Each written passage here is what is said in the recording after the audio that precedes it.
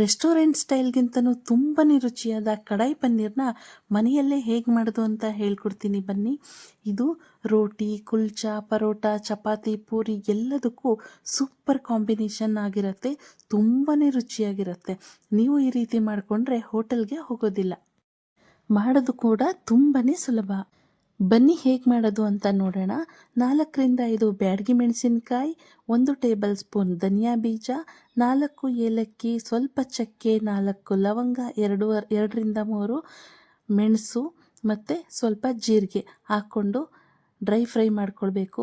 ಎಣ್ಣೆ ಮಿಕ್ಸ್ ಮಾಡ್ಕೊಳ್ಳದೆ ಈ ರೀತಿ ಡ್ರೈ ಫ್ರೈನ ಮಾಡ್ಕೊಳ್ತಾ ಇದ್ದೀವಿ. ಘಮ ಘಮ ಅಂತ ಸ್ಮೆಲ್ ಬರೋವರೆಗೂ ಈ ರೀತಿ ಫ್ರೈ ಮಾಡಿಕೊಂಡು ಅದು ಕೂಲಾದ ನಂತರ ಮಿಕ್ಸರ್ ಜಾರ್ಗೆ ಹಾಕ್ಕೊಂಡು ಈ ರೀತಿ ತರಿಯಾಗಿ ರುಬ್ಕೊಳ್ಬೇಕು. ಇನ್ನೊಂದು ಪಾತ್ರೆಯಲ್ಲಿ ಸ್ವಲ್ಪ ಒಗ್ಗರಣೆಗೆ ಎಷ್ಟು ಬೇಕೋ ಅಷ್ಟು ಎಣ್ಣೆಯನ್ನು ಹಾಕ್ಕೊಂಡು 2 ದೊಡ್ಡ ಗಾತ್ರದ ಈರುಳ್ಳಿ, ಸ್ವಲ್ಪ ಶುಂಠಿ, 2 ಬೆಳ್ಳುಳ್ಳಿಯನ್ನು ಹಾಕ್ಕೊಂಡು ಫ್ರೈ ಮಾಡ್ಕೊಳ್ಬೇಕು. ಫ್ರೈ ಮಾಡ್ಕೊಳ್ತಾನೆ 10ರಿಂದ 12 ಗೋಡಂಬಿಯನ್ನು ಹಾಕ್ಕೊಂಡು ಫ್ರೈ ಮಾಡ್ಕೊಳ್ಬೇಕು. 50% ಫ್ರೈ ಆದ ನಂತರ 4 ದೊಡ್ಡ ಗಾತ್ರದ ಟೊಮೆಟೊವನ್ನು ಹಾಕ್ಕೊಂಡು ದೊಡ್ಡದಾಗೆ ಕಟ್ ಮಾಡಿಕೊಂಡು ಹಾಕ್ಕೊಳ್ಳಿ, ಯಾಕೆಂದರೆ ಇದನ್ನು ಮತ್ತೆ ರುಬ್ಕೊಳ್ಬೇಕು. ಫ್ರೈ ಆಗಿ ಚೆನ್ನಾಗಿ ಕೂಲಾದ ನಂತರ ರುಬ್ಕೊಂಡಿರುವಂತಹ ಮಸಾಲೆ ಇಂಗ್ರೀಡಿಯೆಂಟ್ಸ್ ಜೊತೆಗೇ ಹಾಕ್ಕೊಂಡು ಎಲ್ಲವನ್ನು ನುಣ್ಣಗೆ ರುಬ್ಕೊಳ್ಬೇಕು. ನೋಡಿ ಎಷ್ಟು ಸಾಫ್ಟಾಗಿ ರುಬ್ಕೊಳ್ತೀವೋ ಅಷ್ಟು ಸಾಫ್ಟಾಗಿ ನಮಗೆ ಕಡಾಯಿ ಪನ್ನೀರ್ ಚೆನ್ನಾಗಿ ಬರುತ್ತೆ. ನೋಡಿ ಎಷ್ಟು ಸಾಫ್ಟಾಗಿ ನಾವು ರುಬ್ಕೊಂಡಿದ್ದೀವಿ. ಈಗ ಪನ್ನೀರನ್ನು ಈ ರೀತಿ ಕ್ಯೂಬ್ಸ್ ಆಗಿ ಕಟ್ ಮಾಡ್ಕೊಂಡಿರಬೇಕು. ಒಂದು ಬಾಣಲಿನಲ್ಲಿ ಎಣ್ಣೆ ಅಥವಾ ತುಪ್ಪವನ್ನು 2 ಟೇಬಲ್ ಸ್ಪೂನ್ ಹಾಕ್ಕೊಂಡು ಈ ರೀತಿ ಗೋಲ್ಡನ್ ಕಲರ್ ಬರೋವರೆಗೂ ಪನ್ನೀರನ್ನು ಫ್ರೈ ಮಾಡಿ ಎತ್ತಿಟ್ಕೊಳ್ಬೇಕು. ಈಗ ಅದೇ ಪಾತ್ರೆಗೆ ಸ್ವಲ್ಪ ಎಣ್ಣೆಯನ್ನು ಹಾಕ್ಕೊಂಡು ಎಣ್ಣೆ ಬಿಸಿಯಾದ ನಂತರ 2 ಕ್ಯಾಪ್ಸಿಕಮ್ನ ಸ್ಕ್ವೇರ್ ಆಗಿ ಕಟ್ ಮಾಡಿಕೊಂಡು ಫ್ರೈ ಮಾಡ್ಕೊಳ್ಬೇಕು. ಕ್ಯಾಪ್ಸಿಕಮ್ ಫ್ರೈ ಆದ ನಂತರ ರುಬ್ಬಿಟ್ಕೊಂಡಿರೋಂಥ ಅಷ್ಟು ಮಸಾಲೆಯನ್ನು ಸೇರಿಸ್ಕೊಳ್ಬೇಕು. ಸರಿಯಾಗಿ ಇದನ್ನು ಮಿಕ್ಸ್ ಮಾಡ್ಕೊಳ್ಬೇಕು. ಈಗ ಅದೇ ಮಿಕ್ಸರ್ ಜಾರ್ಗೆ ಸ್ವಲ್ಪ ನೀರನ್ನು ಹಾಕ್ಕೊಂಡು ಮತ್ತೆ ಮಿಕ್ಸ್ ಮಾಡ್ಕೊಳ್ತಾ ಇದ್ದೀವಿ. ಈಗ ನಮಗೆ ಕನ್ಸಿಸ್ಟೆನ್ಸಿಯನ್ನು ಚೆಕ್ ಮಾಡ್ಕೊಳ್ಳೋಂತಹ ಸಮಯ.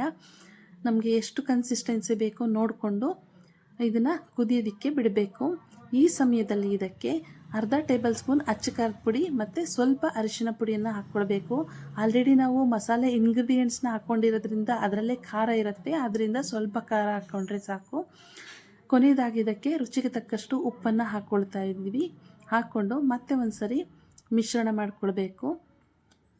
ಇದಕ್ಕೆ ಸ್ವಲ್ಪ 1 ಟೇಬಲ್ ಸ್ಪೂನಷ್ಟು ಕಸೂರಿ ಮೇಥಿಯನ್ನು ಹಾಕ್ಕೊಳ್ತಾ ಇದ್ದೀವಿ. ಕಸೂರಿ ಮೇಥಿಯನ್ನು ಹಾಕ್ಕೊಳ್ಳೋದ್ರಿಂದ ಕಡಾಯಿ ಪನ್ನೀರ ಫ್ಲೇವರೇ ಚೇಂಜ್ ಆಗುತ್ತೆ, ತುಂಬಾ ಟೇಸ್ಟಿಯಾಗಿ ಬರುತ್ತೆ.